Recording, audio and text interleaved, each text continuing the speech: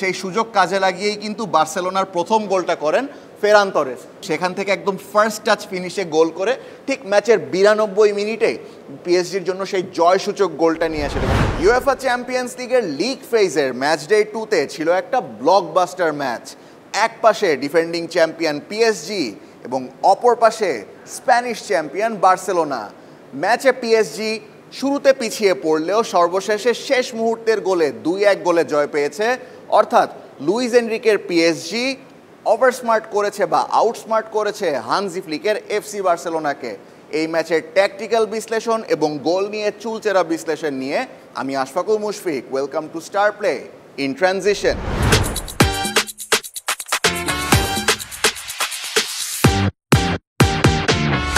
আমরা যদি এই ম্যাচের ট্যাকটিক্যাল বিশ্লেষণ নিয়ে আলোচনা করি, উভয় দলই কিন্তু it's a mirror reflection to each other. অর্থাৎ দুটো দলই যেরকম ফুল ডিরেক্ট অ্যাটাকিং মোড়ে খেলে এবং অফ দ্য বল তারা প্রচণ্ড প্রেসিং ফুটবল খেলে, এজন্য একই দল তাদের নিজেদেরকেই আবার ফেস করছে একজন আরেকজনের সামনে। ঠিক যেমনটা বলছিলাম যে শুরুতে পিএসজি যেমন তাদের 4-3-3 ফরমেশনে খেলে, অপর দিকে বার্সেলোনা নেমেছিল 4-2-3-1 ফরমেশনে। দুটো দলই ডিরেক্ট ফুটবল খেলে এবং প্রচণ্ড হাই লাইন মেনটেন করে। অর্থাৎ এখানে আমরা যে ফরমেশনটা দেখছি যে পুরো মাঠ ছড়িয়ে আছে দুই দলের খেলোয়াড়রা, ম্যাচে কিন্তু ঠিক সেরকমটা ছিল না। অর্থাৎ বল যখন মাঝ মাঠে ছিল সেই সময় কিন্তু পিএসজি এবং বার্সেলোনা দুই দলই বেশ হাই লাইন মেনটেন করছিল। অর্থাৎ হাই লাইন বলতে আমি যেটা বলতে চাচ্ছি যে আমার এখানে লেফট উইঙ্গার রাশফোর্ড এবং ইয়ামাল তো অবশ্যই সামনে ছিল, এবং right back Kunde, Eric Garcia, দিয়ং সবাই কিন্তু এতটাই সামনে ছিল। পেছন দিকে অলমোস্ট গোলকিপার এবং বার্সেলোনার ব্যাকলাইনের মধ্যে অলমোস্ট 20-30 ইয়ার্ডসের একটা হাই ব্যাকলাইন স্পেস ছিল।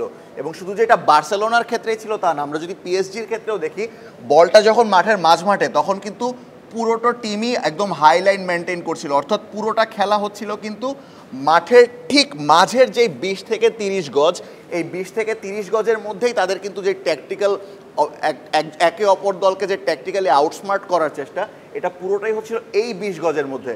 অর্থাৎ যেহেতু দুটো দলই হাইলাইন মেনটেন করছিল এবং তাদের পেছনে যে প্রচণ্ড স্পেস ছিল, এই স্পেসটাই এক্সপ্লয়েট করার চেষ্টা করেছে দুটো দল।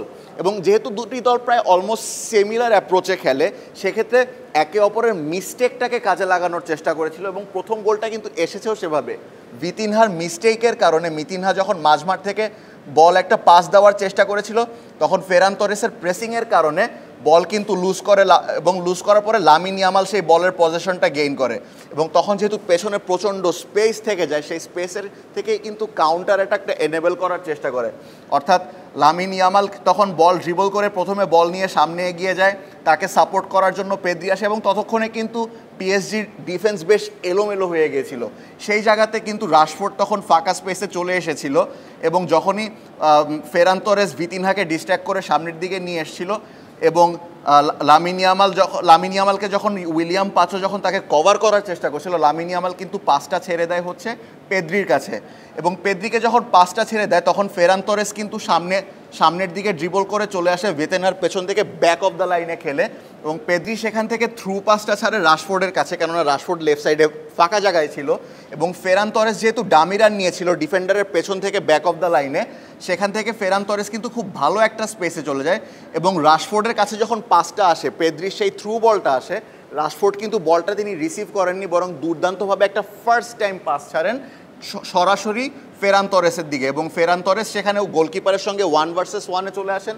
তার সামনে চমৎকার একটা সুযোগ থাকে এবং সেই সুযোগ কাজে লাগিয়েই কিন্তু বার্সেলোনার প্রথম গোলটা করেন ফেরান তরেস। অর্থাৎ ম্যাচের শুরুতে কিন্তু বার্সেলোনা 1-0 গোলে এগিয়ে যায় পিএসজির বিপক্ষে।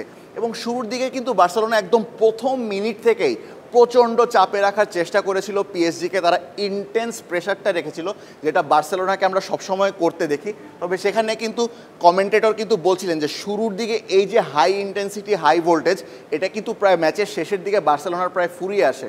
অর্থাৎ যখন ম্যাচের শুরু থেকেই আপনি প্রচণ্ড স্প্রিন্টিং করবেন, প্রচণ্ড চাপে রাখার চেষ্টা করবেন, পুরো 90 মিনিট কিন্তু এত দৌড়ানো সম্ভব হয় না ফিজিক্যালি, সেক্ষেত্রে দ্বিতীয়ার্ধে বা শেষের দিকে কিন্তু দমটা ফুরিয়ে আসে এবং পিএসজি হয়তো সেই সুযোগটাই খুঁজছিল এবং সেটাকে ইউটিলাইজ করেই কিন্তু পিএসজি প্রথমার্ধের শেষের দিকে তাদের ইকুয়ালাইজারটা নিয়ে আসে। এবার যদি আমরা পিএসজির প্রথম গোলটার কথা বলি, অর্থাৎ পিএসজি যেই গোলটা করে 1-1 সমতায় ফেরে প্রথমার্ধেই, সেখানে কিন্তু আমরা শুরু থেকেই বলছিলাম যে পিএসজি এবং বার্সেলোনা দুটি দলে কিন্তু একে অপরকে ইন্টেন্স প্রেসিং করে থাকে, অর্থাৎ বল যেই মুহূর্তে পিএসজির কাছে আছে এবং পিএসজি বল নিয়ে তাদের ডিফেন্সিভ হাফে আছে, সেই মুহূর্তে কিন্তু বার্সেলোনা পিএসজিকে একদম ফ্রন্ট লাইন থেকে শুরু করে ইন্টেন্স প্রেস তো করছেই, তাদের ডিফেন্স লাইনও কিন্তু প্রচুর সামনে, অর্থাৎ প্রায় হাফওয়ে লাইনের কাছাকাছি চলে আসে। সেই সুযোগটাই কিন্তু কাজে লাগিয়েছে পিএসজির যে left back Portuguese Nuno Mendes কিন্তু অসাধারণ ড্রিবলার এবং তার গতির কাছে কিন্তু অনেককেই হার মানতে হয় এবং সেটাই সে কাজে লাগিয়েছে। যখন নুনো মেন্ডেসের ডিফেন্সিভভাবে তার পায়ে বল ছিল তখন কিন্তু তাকে ইয়ামাল এবং তরেস দুজনই প্রেস করেছিল। সেই মুহূর্তে নুনো মেন্ডেস কী করলেন, প্রথমে তিনি বলটা ড্রিবল করে সামনে আসলেন, তার কাছে হচ্ছে দুজন ডিফেন্ডার তার কাছে অ্যাপ্রোচ করে নিয়ে আসলেন। ফলে যেটা হলো, পেছনে যেই স্পেসটা ক্রিয়েট হলো সেখানে তিনি ফাবিয়ান রুইজের সঙ্গে একটা 1-2 পাস করে কিন্তু বের হয়ে গেলেন। প্রথমে ফাবিয়ান রুইজের কাছে ছেড়েছিলেন, ফাবিয়ান রুইজ সামনের দিকে 1-2 পাস ছাড়েন, তখন কিন্তু নুনো মেন্ডেস ততক্ষণে দুজন ডিফেন্ডারকে পেছনে ফেলে সামনে চলে আসেন, অর্থাৎ তিনি কিন্তু তখন অলরেডি বল নিয়ে অ্যাপ্রোচ করছেন, সামনের দিকে বল ড্রিবল করে আগানোর চেষ্টা করছেন। নুনো মেন্ডেস যখন ক্ষিপ্র গতিতে সামনে এগিয়ে যাচ্ছেন বল নিয়ে, তখন কিন্তু বার্সেলোনার ডিফেন্ডাররা তাকে কভার করার চেষ্টা করছেন। যদিও তার সামনে খুব একটা সাপোর্ট তখন ছিল না, কিন্তু পিএসজি স্ট্রাইকার মায়ুলু কিন্তু তাকে সাপোর্টিংয়ের জন্য এগিয়ে আসছিল এবং ঠিক হয়েছেও তাই। নুনো মেন্ডেস যখন বাম প্রান্ত দিয়ে এগিয়ে আসছিল, বার্কোলা কিন্তু তাকে স্পেস করে দিয়েছিল এবং তখন সবাই মনে করছিল যেহেতু নুনো মেন্ডেস লেফট ব্যাক, সে হয়তো লেফট উইং দিয়ে অ্যাটাক করার চেষ্টা করবে, তাই এরিক গার্সিয়াও তাকে কভার করার চেষ্টা করছিল। যেহেতু এরিক গার্সিয়া তাকে কভার করার চেষ্টা করছে, নুনো মেন্ডেস তখন আর সামনে না গিয়ে ভেতর দিকে কাট ইন করলেন এবং ভেতর দিকে কাট ইন করার ফলে কি হলো, সামনে যে আমাদের স্ট্রাইকার রয়েছে মায়ুলু, সে কিন্তু তখন সামনে যাওয়ার সুযোগ পেল এবং তার টাইমিংটা এতটাই পারফেক্ট হওয়া উচিত ছিল, কেননা বার্সার যে হাই লাইন, আপনি যদি 1 ইঞ্চিও সামনে চলে যান আপনি কিন্তু অফসাইড ট্র্যাপে পড়বেন বার্সেলোনার। সেক্ষেত্রে তার চমৎকার একটা টাইমিং এবং পাসের টাইমিংটাও ছিল দুর্দান্ত। নুনো মেন্ডেস কিন্তু একটা থ্রু পাস ছাড়েন, যেটা বার্সেলোনার সম্পূর্ণ ডিফেন্স লাইন ভেদ করে সামনে চলে আসে এবং তখন কিন্তু মায়োলু একদম গোলকিপারের সঙ্গে 1 ভার্সেস 1 হয়ে যান এবং গোল করার একটা চমৎকার সুযোগ তৈরি হয়। এবং যেহেতু তিনি ডিফেন্স লাইনকে পার করে চলে আসছেন, তখন কুবারাসি কিংবা তখন কুন্দেও চেষ্টা করেছিলেন ব্লক করার, কিন্তু যে পরিমাণ স্পেস তখন মায়োলু পেয়েছিলেন, তিনি কিন্তু চমৎকারভাবে বার্সেলোনার গোলকিপার শেজনিকে বিট করে চমৎকার ফিনিশিংয়ের মাধ্যমে পিএসজির প্রথম গোলটা করে এবং প্রথমার্ধ শেষ হয় 1-1 গোলের সমতায়।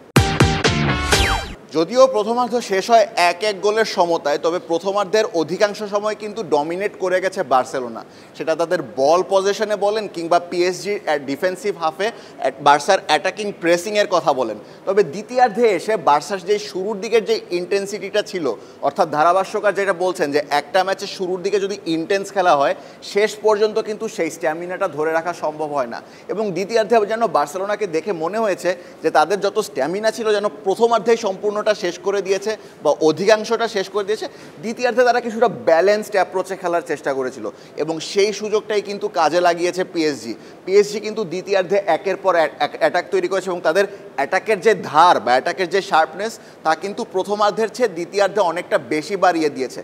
যদিও বার্সেলোনা বেশ কিছু সুযোগ পেয়েছিল প্রথমার্ধে এবং দ্বিতীয়ার্ধে, এমনকি গোলকিপারকে কাটিয়েও বেরিয়ে গিয়েছিল, তবে সেখানে কিন্তু পিএসজির যে ডিফেন্ডার রয়েছেন উইলিয়ান পাচো এবং জাবার্নি, তারা দুজনেই কিন্তু অসাধারণ ডিফেন্ডিং করে পিএসজিকে ম্যাচে বাঁচিয়ে রেখেছিলেন। তবে কোনো গোলের দেখা কিন্তু পাওয়া যাচ্ছিল না। ম্যাচের সময় 60 থেকে পেরিয়ে 70 থেকে পেরিয়ে 80, ম্যাচের সময় এগিয়ে যাচ্ছিল, সবাই হয়তো ধরেই নিয়েছিল যেহেতু বড় ম্যাচ, যেহেতু সামনে আরও অনেক ম্যাচ বাকি আছে, সেহেতু হয়তো ম্যাচটা 1-1 গোলের সমতাই শেষ হবে, কিন্তু তা কিন্তু হয়নি। শেষ মুহূর্তে ঠিক 92 মিনিটের শেষ মুহূর্তে কিন্তু একটা চমৎকার গোল করে পিএসজি। আমরা যদি সেই গোলের অ্যানালাইসিসটাই এখন করার চেষ্টা করি, আমরা আগেও বলেছিলাম আমাদের আগের শোতে যে পিএসজির ডান প্রান্তে রয়েছেন পিএসজির রাইট ব্যাক আশরাফ হাকিমি, এবং আশরাফ হাকিমি কিন্তু পিএসজির অলমোস্ট 40% গোলের মধ্যে ইনভলভ, অর্থাৎ সে ডান প্রান্ত থেকে প্রচুর অ্যাটাক করে এবং পিএসজির যত অ্যাটাক হয় তার মধ্যে 45% অ্যাটাক কিন্তু আসে রাইট ফ্ল্যাঙ্ক থেকে, ডান পাশের চ্যানেল থেকে, এবং তার ফিগার হেড অর্থাৎ ডান পাশের চ্যানেলের অ্যাটাকের ফিগার হেড কিন্তু এই রাইট ব্যাক আশরাফ হাকিমি। এবং এই যে শেষ গোলটাও কিন্তু হয়েছে তাই, ঠিক যেমনটা বলছিলাম যে বার্সার প্রচণ্ড হাইলাইন, বার্সা নিশ্চয়ই চেষ্টা করছিল যে শেষ মুহূর্তে একটা গোল দেওয়ার জন্য, তবে যেহেতু দ্বিতীয়ার্ধে এসে বার্সার সেই ইন্টেন্সিটিটা কমে আসছিল, সেখানেই কিন্তু সুযোগটা কাজে লাগিয়েছে পিএসজি। অর্থাৎ বার্সা যদি হাইলাইন মেনটেইনও করে তারা ঠিক সময় মতো কামব্যাক বা ফল ব্যাক করতে পারবে কিনা সেই দুর্বলতাটাকে কাজে লাগিয়ে কিন্তু দুর্দান্ত কাউন্টার অ্যাটাক করেছে পিএসজি। অর্থাৎ ম্যাচের যখন প্রায় 90 মিনিট ম্যাচ যখন প্রায় অলমোস্ট গুছিয়েই এসেছিল সেই মুহূর্তে কিন্তু একটা কাউন্টার অ্যাটাক পেয়ে যায় এবং সেখানে কিন্তু সেই বিতিনহার ভুলেই বার্সেলোনার প্রথম গোলটা করেছিল, পিএসজি প্রথম গোল খেয়েছিল, সেই বিতিনহাই কিন্তু দুর্দান্তভাবে রিটালিয়েট করেছে এবং বিতিনহার একটা থ্রু বল সে বাড়িয়ে দিয়েছিল যখন পুরো পিএসজির লাইন আপটাই ছিল কিন্তু মাঠের বাম পাশে, বাম ফ্ল্যাঙ্কে, এবং সেজন্য বার্সার চ্যানেলটাও ঠিক রাইট ফ্ল্যাঙ্কে চলে এসেছিল। তখন পিএসজি কিন্তু এই পাশে একটা বড় স্পেস ক্রিয়েট করে ফেলেছিল ডান পাশে এবং সেই স্পেসটাকে ইউটিলাইজ করেছে বিতিনহার দুর্দান্ত থ্রু বল এবং থ্রু বলটা আশরাফ হাকিমি পেয়ে, দুর্দান্ত পেসি একজন উইংব্যাক, তিনি খুব দ্রুত সামনে যেতে পারেন, তিনি কিন্তু বলটা নিয়ে ড্রিবল করে সামনে চলে যেতে থাকেন এবং দ্বিতীয়ার্ধে মায়োলুর পরিবর্তে বদলি হিসেবে যে স্ট্রাইকার নেমেছিলেন পর্তুগিজ গনজালো রামোস, তিনিও কিন্তু শেষ মুহূর্তে সুপার সাব হিসেবে এসে পিএসজির জন্য নিয়মিত গোল করে থাকেন এবং এই ম্যাচেও কিন্তু ঠিক হয়েছে তাই। যখন আশরাফ হাকিমি সামনে চলে এসেছিল সেই মুহূর্তে বার্সার ডিফেন্স লাইন যদিও বেশ উপরে ছিল, গনজালো রামোস কিন্তু ডিফেন্স লাইনের সামনে চলে এসেছিল, তবে তাদের পজিশনিংটা এমনভাবেই ছিল যে ডিফেন্স লাইন ব্রেক করলেও সেখানে অফসাইড ধরার কিন্তু সুযোগ নেই। তখন দুর্দান্তভাবে রাইট ফ্ল্যাঙ্ক থেকে আশরাফ হাকিমি কিন্তু একটা স্কোয়ার ইন করেন এবং সম্পূর্ণ ফাঁকা স্পেসে থাকেন গনসালো রামোস এবং গনসালো রামোসকে কভার করার জন্য যদিও শেজনি কিছুটা এগিয়ে এসেছিলেন কিন্তু গনসালো রামোস কিন্তু সেখান থেকে একদম ফার্স্ট টাচ ফিনিশে গোল করে ঠিক ম্যাচের 92 মিনিটেই পিএসজির জন্য সেই জয়সূচক গোলটা নিয়ে আসেন এবং অর্থাৎ এই ম্যাচে পিএসজি 2-1 গোলে জয়লাভ করে।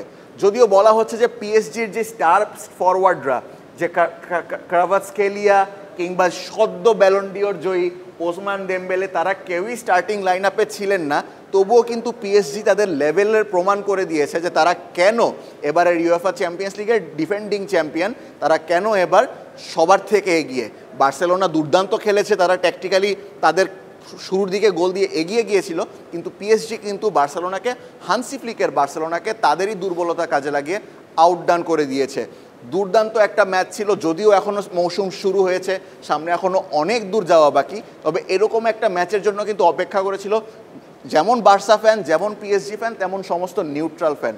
এরকম একটা দুর্দান্ত ম্যাচের পরে সামনে কীরকম ম্যাচ আসছে এটা শুধু সময়ই বলে দিতে পারে। এতক্ষণ আপনাদের সঙ্গে ছিলাম আমি আশফাকুল মুশফিক এবং ইউরোপিয়ান ফুটবলের সমস্ত লেটেস্ট আপডেট পেতে স্টার নিউজ এবং স্টার প্লের সঙ্গেই থাকুন।